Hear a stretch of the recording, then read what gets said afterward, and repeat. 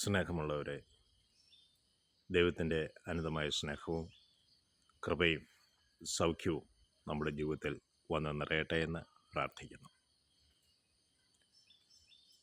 യെശയ്യാ പ്രവാചകൻ്റെ പുസ്തകം 4-ാം അധ്യായം 1 മുതലുള്ള തിരുവചന ഭാഗങ്ങൾ നാം വായിച്ചു തുടങ്ങുമ്പോൾ അവിടെ കാണുന്ന ഇപ്രകാരമാണ്: സിയോൺ പുത്രിമാർക്ക് നൽകിയ താക്കീതിന് ശേഷം അവരെടുക്കുന്ന ഒരു തീരുമാനമുണ്ട്. തങ്ങളുടെ ഗതി അധപതിച്ചു എന്ന് തിരിച്ചറിഞ്ഞപ്പോൾ അവർ ദൈവസന്നിധിയിൽ എളിമപ്പെടുകയും അവർ 7 സ്ത്രീകൾ ഒരു പുരുഷനെ സമീപിച്ച് പറയുകയാണ്: ഞങ്ങൾ സ്വന്തം അപ്പം ഭക്ഷിക്കുകയും സ്വന്തം വസ്ത്രം ധരിക്കുകയും ചെയ്തുകൊള്ളാം. നിന്റെ നാമത്തിൽ ഞങ്ങൾ അറിയപ്പെടുക മാത്രം മതി.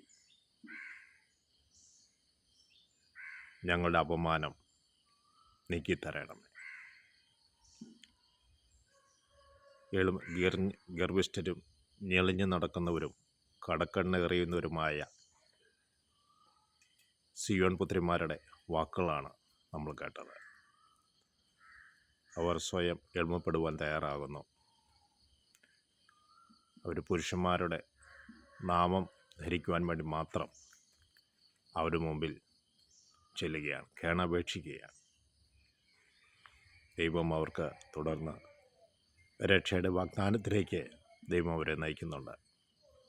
സ്നേഹമുള്ളവരെ, നമ്മുടെ ജീവിതത്തിൽ എത്ര തെറ്റുകളും കുറവുകളും ഉണ്ടായാലും ദൈവസന്നിധിയിൽ എളിമപ്പെട്ട് ചെയ്തു പോയ തെറ്റിനെക്കുറിച്ച് അനുദപിച്ച് മാനസാന്തരപ്പെട്ട് മാനസാന്തരം യോജിച്ച ഫലങ്ങൾ പുറപ്പെടുവിക്കാൻ തയ്യാറാകുമ്പോൾ ദൈവത്തിൻ്റെ ആത്മാവ് ശക്തമായി നമ്മൾ ആവശ്യിക്കുകയും നമ്മളെ രക്ഷകരുടെ മാർഗത്തിലേക്ക് നയിക്കുകയും ചെയ്യും.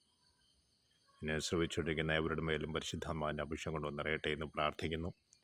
ഞങ്ങളുടെ അമ്മ ആശ്രയമാതാവേ, ഞങ്ങൾക്ക് വേണ്ടി പ്രത്യേകമായി മധ്യസ്ഥം വഹിക്കണമേ.